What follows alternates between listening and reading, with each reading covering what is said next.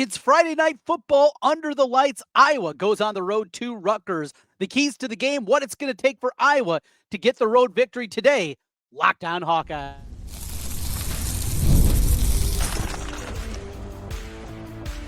You are Locked On Hawkeyes, your daily podcast on the Iowa Hawkeyes. Part of the Locked On Podcast Network, your team every day. Hey, welcome in. I'm Trent Condon, and this is the Locked On Hawkeyes podcast. Thanks for making Locked On Hawkeyes your first listen every day. I've been covering the Hawkeyes for over 20 years on the radio in the state of Iowa. You can hear me currently on the Iowa Sports Radio Network each weekday from noon to 2, talking Hawkeyes and a whole lot more. You can hear me in Des Moines, our flagship 106.3 KXNO, along with stations in Sioux City, Iowa City, Cedar Rapids, and the Quad Cities. Today's episode of Locked On Hawkeyes is brought to you by FanDuel. Right now, new customers can bet just $5, and if your bet wins, you'll get $300 in bonus bets to use across the app. Download the FanDuel app today. We are going to break down the matchup with Rutgers, a ultimate preview and what it's going to take for Iowa to get the victory on the road coming up on Friday night. Also, the Big Ten has released its basketball schedules. We're going to get into the men's side of things and some tricky spots for Iowa, including what is going to be a difficult opener for the Big Ten for Ben McCullum. We'll talk about that a little bit later on. Plus, we'll make some picks against the spread coming up this week in the Big Ten and across college football, presented by FanDuel. But let's get into it, and let's open things up with a look about this Rutgers matchup coming up here this evening. So Rutgers comes into the game 3-0 on the season. They opened up on the first Thursday night of the regular college football year, week 1 against Ohio. An Ohio program that has been very solid throughout the last couple of decades, starting when Frank Zolich went there after leaving Nebraska, being fired from Nebraska, and did a really good job of that program, consistent winner year in and year out. And it was hair on fire for Rutgers to get that victory. 34-31, ended up watching a lot of that game and a lot more than I anticipated on that first Thursday night of college football. Had a block punt for a touchdown in that game. Rutgers in that game also had to go 5 for 5 on fourth down to survive the potential upset bid from the Bobcats of Ohio in game number 1, but they got the win 34-31. And then since then, it's been pretty smooth sailing. They beat Miami of Ohio in game 2, 45-17, another decent MAC team. That game, though, was 24-17 in the middle of the third quarter before Rutgers ended up pulling away. And then last week, a dominating performance against Norfolk State as they won 60-10. Mentioned block punt. There was another one in that one, but it was a laugher and kind of what you'd anticipate against an opponent like that. So 3-0. Not the stiffest of competition. They haven't had to lead the confines of Piscataway, New Jersey. That's where we'll be this evening.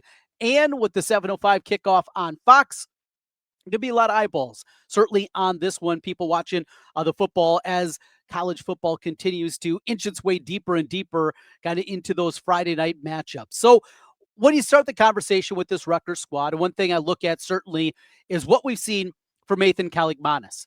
So Kaligmanis has been around for a long time. He started his career at Minnesota, the Greek Rifleman, and he's been chucking it around. He has not been very successful against Iowa in his career, but that was a long time ago. That was a very young quarterback at the time, and this year he has played tremendous. This is a Rutgers team right now that I think you would say is high flying. They're chucking the ball all over the yard. He is playing at an incredibly high level. 62 of 85 passing. That's 73% on the season, 820 yards, 7 touchdowns through the air this year, no interceptions. And a big reason for that is what they have out wide. The wide receiver group is incredibly talented. Now we'll see about Ian Strong, probably the most dependable wide receiver that they have. He was out last week against Norfolk State. We'll see what his availability officially is going to be as we get ready for kickoff in this one. We'll find that out a little over an hour before we get to kick off. The official designation as this Big Ten game will be handed down as the conference now notes and makes them do. But he's not alone. And after Ian Strong, you got the big wide receiver, KJ Duff, 6'6". I mean, you talk about a matchup nightmare, and you think about Iowa in the defensive backfield. Go back to the touchdown they gave up in the game against Iowa State. That was a matchup against a big receiver, now a tight end in Ben Bramer, who's 6'7", but matchup problems. And you think about What if Deshaun Lee is on the side that KJ Duff is? And Lee, 5'9", 5'10", going up against 6'6". That's pretty concerning on that side. And maybe another huge component watching this passing game for Rutgers this year has also been what they have been able to do out of the slot. So they bring in a kid from North Texas, and DT Sheffield is his name. Fast, just what you'd anticipate at a slot receiver. Also, he is in the return game, though he hasn't had many opportunities to this point. That's another guy to keep an eye on, and a guy, if you're just thinking about the outside, that's going to potentially could hurt Iowa. So it comes down to a couple things. Iowa needs to get to the quarterback. And the good news is this offensive line for Rutgers is really banged up. Talk about maybe their fourth team left tackle having to get the start there. This has to be a game where the veterans on the outside step up in a big way. Ethan Herkett, Max Llewellyn, both of those guys need to have big performances here. The defensive line needs to make plays. And as we heard Seth Wallace joke earlier in the week about the no boys, no longer the doughboys until they get an interception and force a turnover, I think that needs to happen in this one. So there's some concerns there. This Rutgers team, more dynamic offensively and certainly more dynamic in the passing game than what we've been used to recently. At the running back spot, they got a good one there as well with Antoine Raymond. He's averaging nearly 6 yards per carry, 5 touchdowns this year. He's run for 248. Their number 2 running back, CJ Campbell, was also banged up last week against Norfolk, and we'll see about his availability. Iowa needs to play like they have in the defensive backfield, which has been very solid. Tackle well, and don't let those 8-yard gains turn into 28-yard gains. That's when Iowa gets into trouble. Let's jump over to the other side. And this is good news here, where the Iowa offense is going to have an opportunity, I believe, to move the football up and down the field and to make some plays. Starting with the defense overall, Rutgers 76 in the country in defense, total yards given up this year. And again, against the schedule that they played, when you're 76 in the country and your 3 opponents are Ohio, Miami of Ohio, and Norfolk State, that deserves a little bit of a wow on that front. Iowa should be able to move the ball. On top of it, Rutgers is 90th in the country against those 3 aforementioned teams, and quarterbacks have been able to run the ball pretty effectively against this Rutgers team. Deshaun Finn, who's been around the MAC, was down to Texas Tech, I think it was. He's been all over the place. Anyway, he's back in the MAC. He had over 80 yards. Another quarterback has so far. You can run, and quarterbacks have been able to run here. We get to Mark Gronowski, and Mark Gronowski has to do it with his arm, but also with his legs, as we've seen he's able to do in this one. Mentioned that run defense, 90th in the country against the run. And we'll see what we're going to see in the running game. Xavier Williams is going to be out.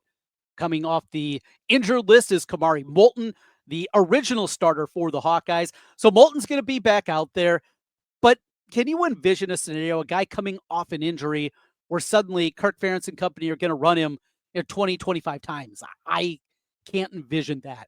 I think this is going to be a big game for Jazzion Patterson. I think Jazz Patterson is going to have to, and maybe be the guy that carries the ball 20 times in this football game. And we've talked a lot about Terrell Washington Jr. and maybe what is the best spot for him as this offense goes. And if it's going to be more of that physical kind of game and a pound the football type of game, what's going to happen there? Back to the passing game, and Gronowski has to be done.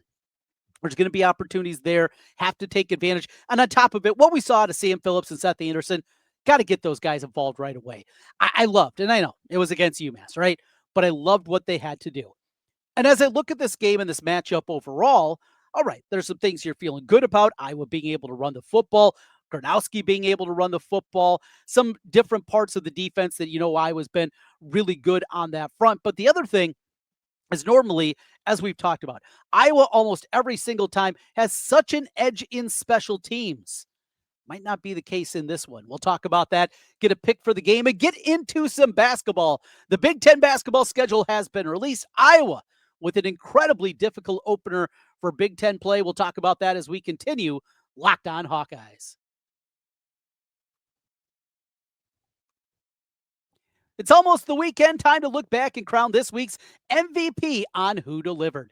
Powered by DoorDash. Just like you can win every Saturday with DoorDash Streaks, saving more Every time you order, these players delivered when it mattered most. Let's break it down. For the Hawkeyes, we're going with Cajun Weegan. He delivered in a big-time way. A punt return of 95 yards, over 200 yards total in yardage in the game in the win against UMass. When the pressure was on, he was there. Came through in a big-time way, no hesitation, no delay. And if you've been watching week after week, this performance wasn't a fluke.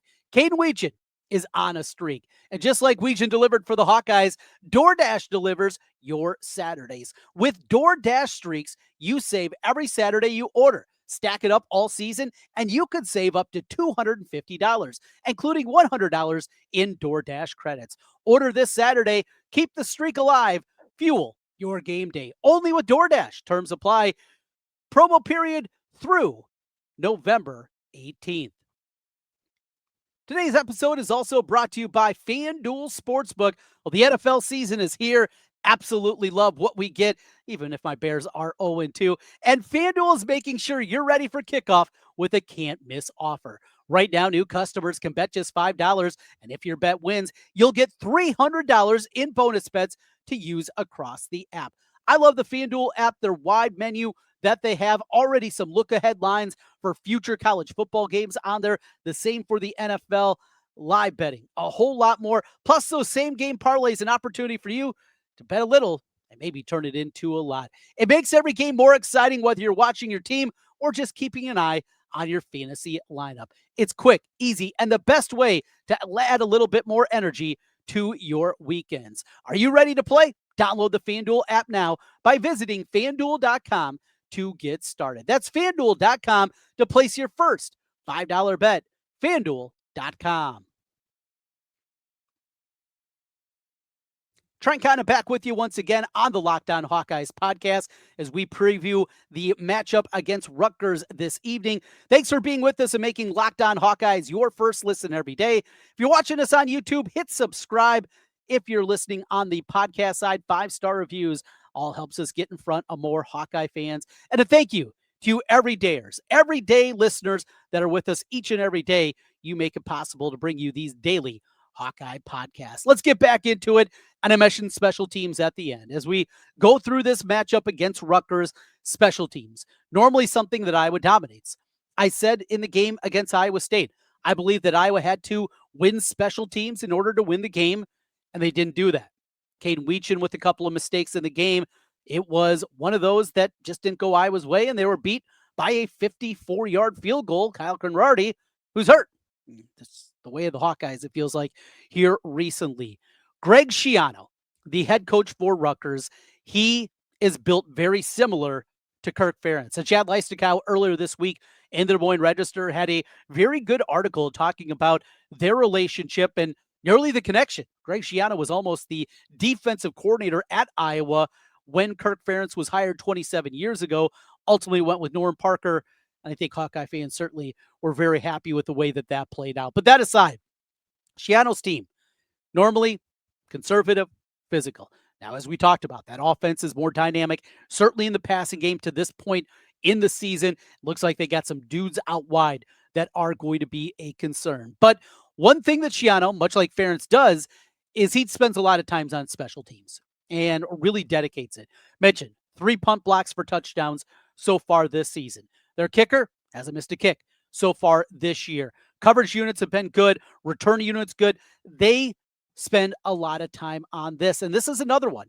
As we talked about going back to the UMass game, and one of my big concerns coming out of that one was, Weegan was great. He was returning and making things, but the snaps on field goal and kicking attempts, extra point attempts, were not very good. The Boston College transfer was struggling in that department. Does Iowa go with the change this week? Something to keep an eye on. Certainly if Nissen is the one that goes out there. So we'll see exactly what they do on that front. The whole operation needs to work. In the kicking game, snapper, holder, and the kicker.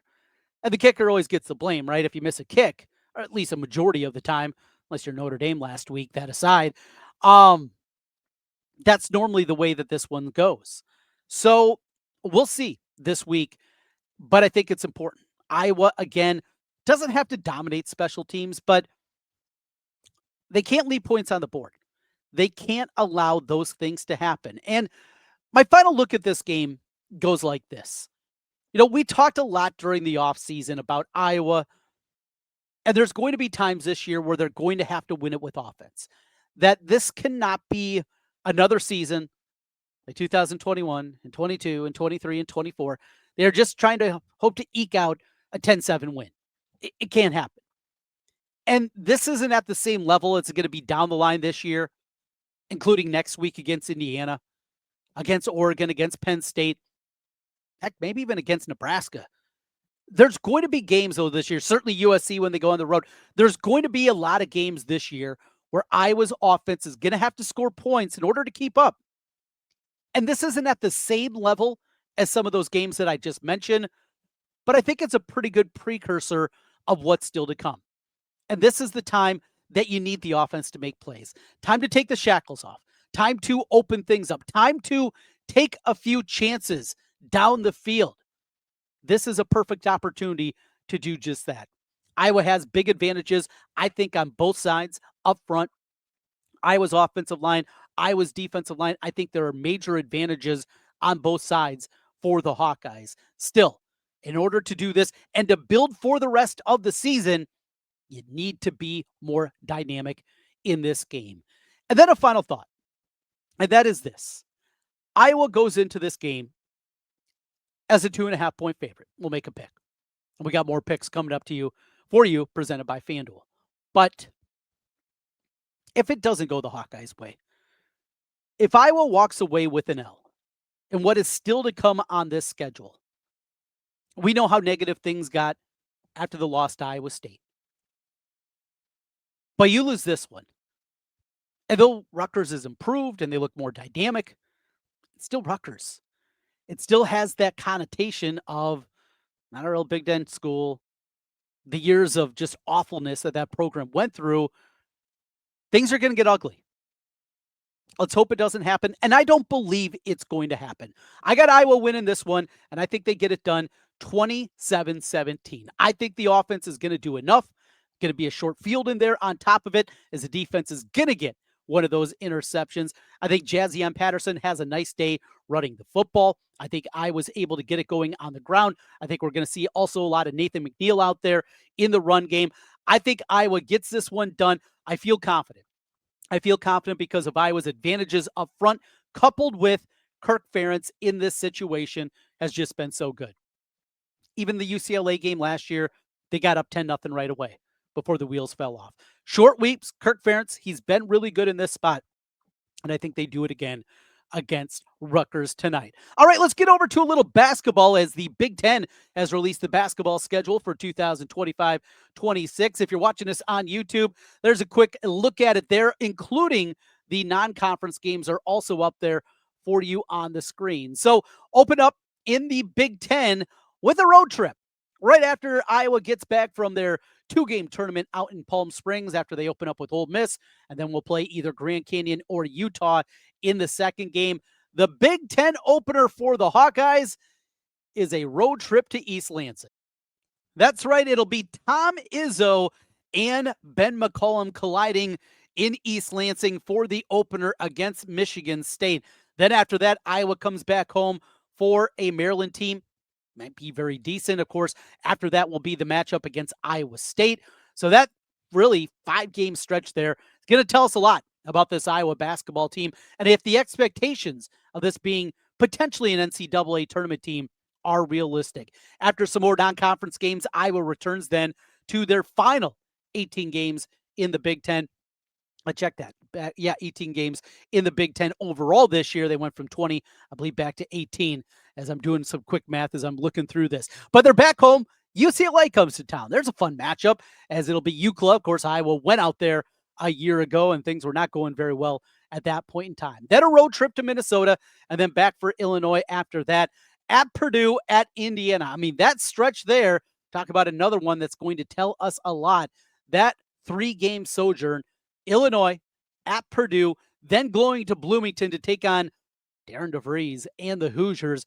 That's going to be a fun one. This year, it's a West Coast trip out to the Northwest schools. Last year was to LA. This year, Iowa will go to Oregon first.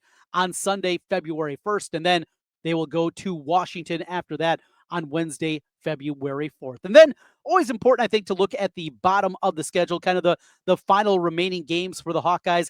Iowa late will play Nebraska twice.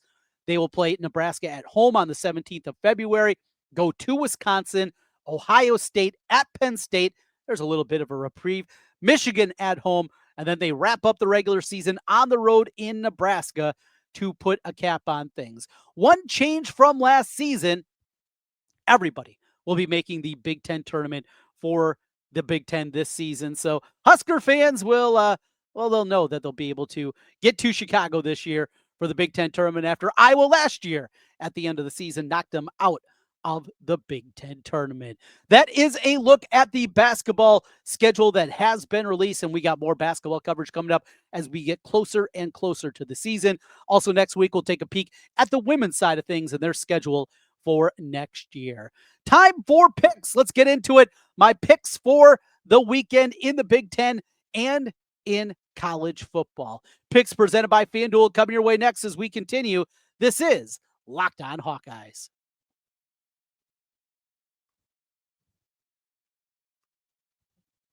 Mazda crafts cars for those who do more than simply move. Mazda delivers confidence with every ride, with more IIHS Top Safety Pick Plus awards than anyone else as of August 2025. From footwork to breathe work, athletes sweat all the details. Mazda brings the same intention to how we craft every model. You can make everyday drives feel like anything but, from smooth handling to great control. Like our players, we sweat every detail because when you make every moment count, impossible becomes irrelevant. Mazda, move and be moved. Trent Condon back with you one final time. Hit that subscribe button if you're watching us on YouTube. Thank you to that. And thank you to everydayers with us every single day. Can't appreciate all of your guys' support without it. You can always comment on the podcast page as well over on YouTube. Give us your comments, your thoughts. We'll get a mailbag in here next week. Some of your big thoughts for Iowa football. That's coming up next week. Your team every day here on the Locked On Network. I got you covered on the Hawkeye front. And let's wrap things up here with my thoughts. Now, I told you I'm going to lay it with Iowa coming up this evening. I am going to lay the 2.5 points with the Hawkeyes as the line currently sits at FanDuel. I'm going to lay the 2.5 with Iowa. Dangerous proposition, I know, but I'm going to do it with the Hawkeyes in this one. By the way, the total over at FanDuel here currently 45.5, as always, odds subject to change. Let's take a look at some of the other Big Ten games I'm going to be looking to bet this weekend. If you know, and you everydayers, you do know, I am not a big fan of Nebraska. However, I like Nebraska this week. I think they're a live dog at home against Michigan. Underwood struggled in a big environment against Oklahoma a couple of weeks back, and this environment's going to be charged up for this one. Something feels maybe a little bit different with the Huskers still. Then I go back, speaking as we talked earlier about that opening Thursday night of week 1 of college football, and the Huskers were hair on fire to get by Cincinnati in a very pro Arrowhead Stadium that evening against Cincinnati Bearcats. So still, Nebraska, Rayola's playing at a high level. I like what they have. I think you're going to see some points in this one, but I like Nebraska, and I'm going to grab the 2.5 available on them. I'm going to be laying the points with Indiana this weekend against Illinois. I still believe that they're dynamic. You know, a lot of those guys that came in with Kurt Cignetti from James Madison, they're back for another season. It wasn't just, the 1-year rental kind of thing. These are guys that had a couple of years available to them. So I'm going to be playing the Hoosiers coming up this weekend, laying the 6.5. I also like Purdue this week. Notre Dame coming off that tough loss against Texas A&M by a point. A lot of people think spit nails are going to be ready to go. I liked what I saw out of Purdue. Now, they didn't force a punt against USC. That might be the case a lot. That USC wide receiver room, boy, you look at that group. They're incredibly good. Big number here.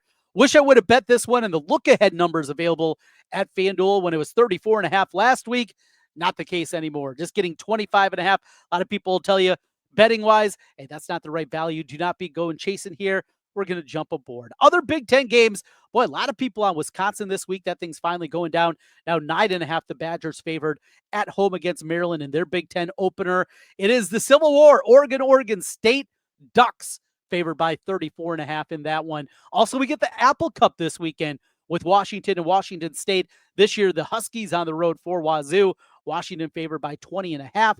And finally, late night, 10 o'clock kickoff at the Coliseum. USC laying 18.5 against Michigan State. I think we're going to see some points here. Almost feels like a tick too many, though. Might be grabbing the points with Michigan State coming up this weekend. Picks presented by FanDuel as we look around the Big Ten.